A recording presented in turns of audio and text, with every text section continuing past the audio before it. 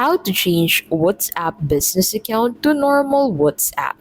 Using WhatsApp business but want to go back to normal WhatsApp? Here's the safe way to switch without losing your chats. So first, back up your chats. Go to settings, chats, then chat backup.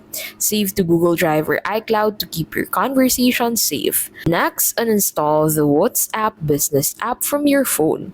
Download WhatsApp Messenger from the App Store or Google Play. Make sure it's the standard green WhatsApp icon and not the business one.